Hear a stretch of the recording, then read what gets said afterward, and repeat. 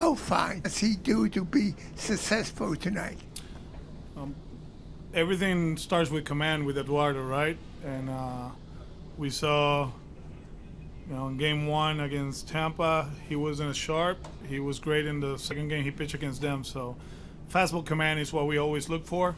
And, I know at one point in the season he was very inconsistent, but we feel his fastball is playing right now. He's in a good spot secondary-wise. So, go out there and compete against a great team. We'll go to the second row. Alex, I think the fan support has been amazing. How would you assess it, and how does it help you coming home already at 1-1? They've been amazing. Obviously, there were some restrictions early on, but you could see it, like building up, right? That snowball effect from 5% to 10%, I think it was, to 25%. I still remember, and I went home actually for my daughter's graduation watching, it was a Marlins game against the Marlins on a Saturday. I was watching on TV, and I don't know how many fans we allowed, but you could feel it even on TV.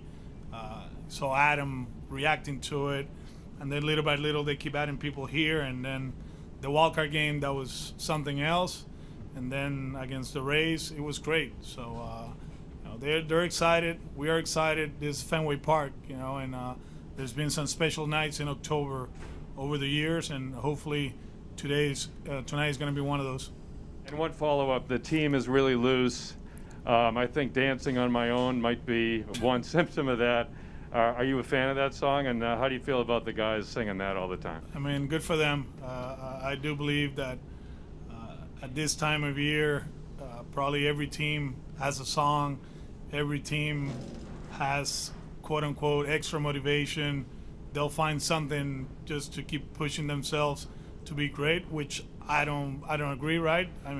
Your motivation should be 3 more games to get to the World Series, but that's how athletes work. But I saw the video yesterday, so Christian dancing at Foxborough, good for him, and I know how that feels going to those places, and for the fans to let you know how cool it's been. We lived it in 18, going to Celtics games, and actually going to see the Patriots. So for those guys to be acknowledged yesterday, that was a cool video, a cool moment, and hopefully we can continue that. Tara in the fourth row. Hi, Alex. Happy birthday. Thank you. I wanted to ask you about Christian. He was in here earlier and referenced this late season conversation with you about staying ready because he wasn't getting as many plate appearances. Obviously, he did that. So if you could speak a little to that, but also if, in your mind, maybe that speaks well to what this team is about, like does his willingness to sort of do all that and do it so well kind of tell you something about the nature of this team? We got a bunch of grinders, right? Yeah, there's star power. There's guys that, they got World Series rings and, hard work, silver sluggers. We got actually one guy that won 2 silver slugger in 1 year, but you see the other guys, Hunter Renfroe coming here and try to prove people that he can be an everyday player. Same with Enrique in center field or second base, whatever. And Christian trying to prove people that he belongs to the big leagues. And I think as far as like egos and the willingness to do what you're supposed to do to help the organization win, the team to win, it's been here since day one. Early in the season, we had Marwin and Kike, and you had Xander. So playing wise, you were like, how are we gonna make this happen with Christian? And he has earned everything, throughout the season and now in the postseason. So it's a good group of guys. It's a good when you get here, it's not only talent. You have to get along and you have to help each other out, and you can be greedy in a sense. And I think this group, they have done that throughout the season, and that's why you see them, doing what they're doing. Up front, I think Gabe in the first row as well.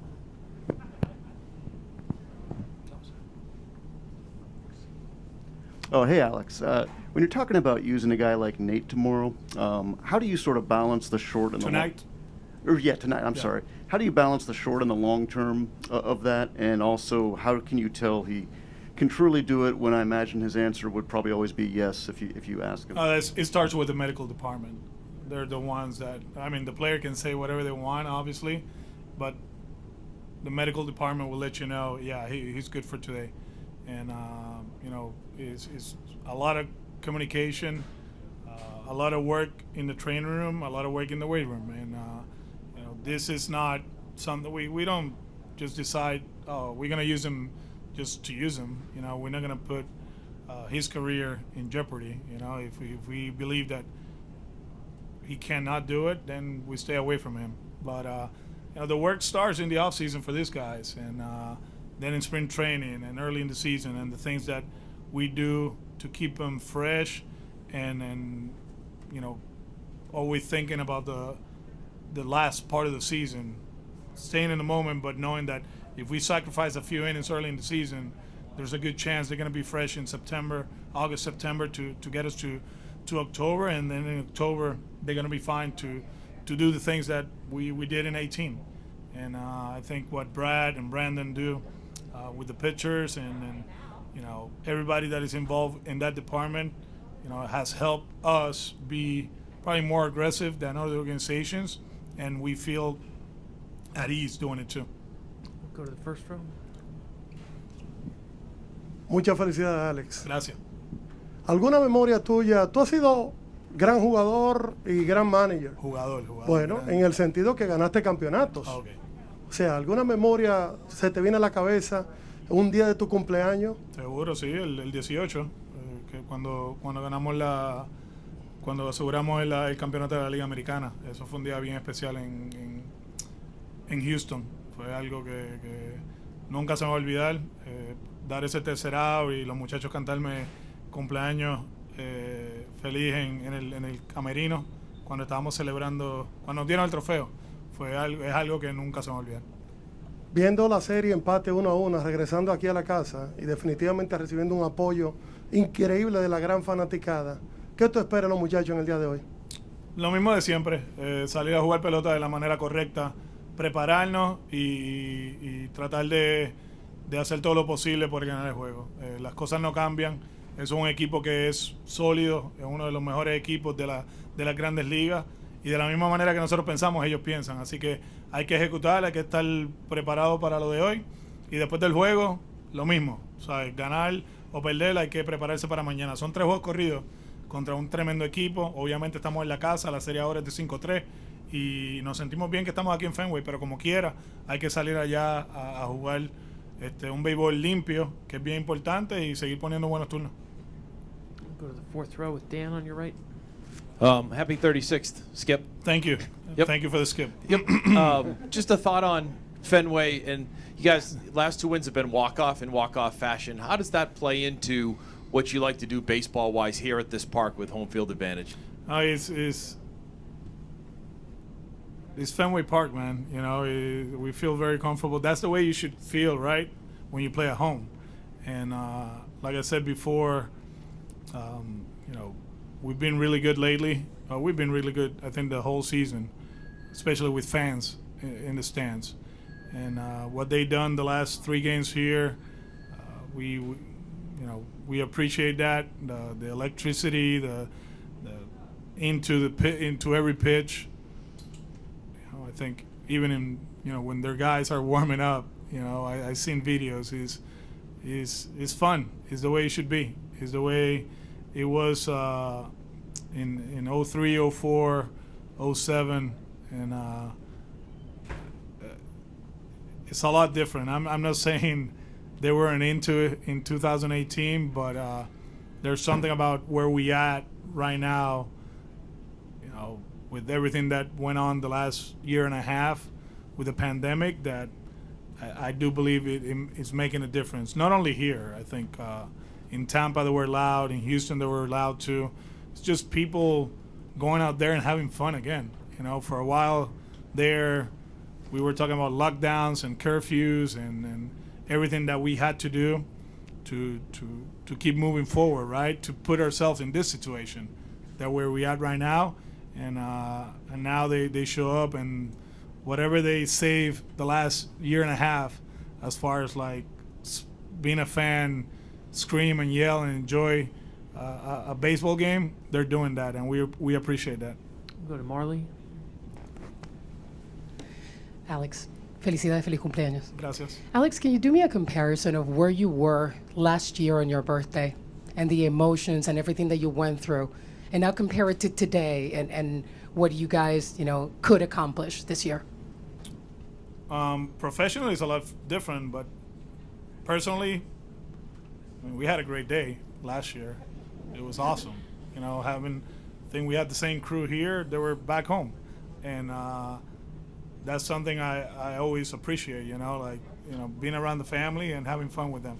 Obviously, professionally, I was watching games on TV, and just thinking about what was going to happen towards the end, of that month. Understanding that, I only had 2 more weeks or 3 weeks to see what the future was going to be.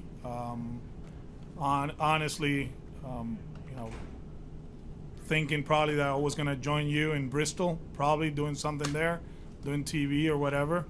But, obviously a few weeks later things change, and here I am. But I wasn't even thinking about managing or whatever. I was just enjoying the family and being a baseball fan and watching. Is this maybe like then pinching yourself moment? Not really, Okay. honestly, not really. I think, for them to give me a chance to come back, this is what we envision. But, like I said before, for us as a family, the Coras and the Felicianos to be around and have air mattresses and cakes and, rice and beans at midnight, who cares about the diet? It's great. They're loving it, and I'm enjoying it. So I love the fact that they're having a blast watching this and cheering for the Red Sox. We'll do 2 more. David, to your left. Alex, it was announced that David Ortiz is going to be inducted in the Dominican Sports Hall of Fame. Can you react to that? And obviously, you played with him. We know what he means as a player to the organization, but can you speak to what he still means to this community and this team? No, David is David is like bigger than life, man. I always said that he's a rock star. He was a rock star playing baseball. The chains and the glasses, and he's David. For me, it's David. For you guys, it's Big Papi.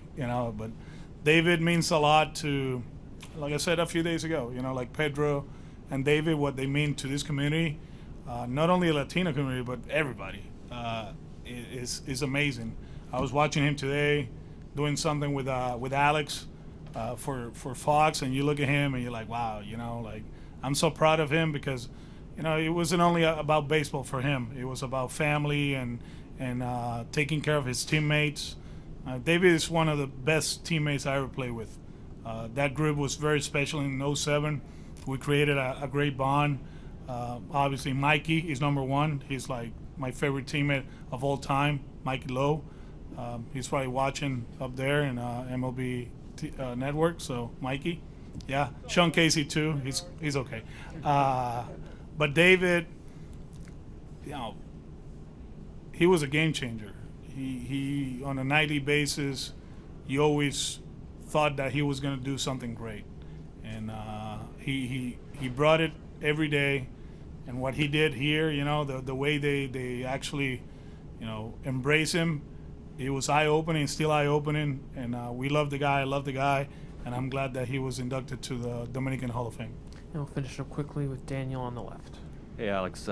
With Kike, when you guys got him, you knew the player you were getting. You knew the versatility, the work ethic, but how he's carved out that role in center field. How have you seen his defensive instincts and his raw acumen really blossom as the years gone on? Well, he was our second baseman, right, coming in. And I still say 2 things that I was wrong in spring training.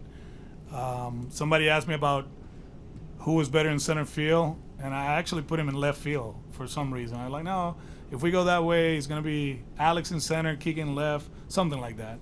And then I always said that if we had the lead, he was going to end up playing second base most of the time. But a lot of things happened. One of them was Christian Arroyo, right? He played great at second base, and we felt very comfortable with him. And then the way he played center field, it is eye-opening. You know, that first step is amazing. The instincts, the arm, the decisions, the communication.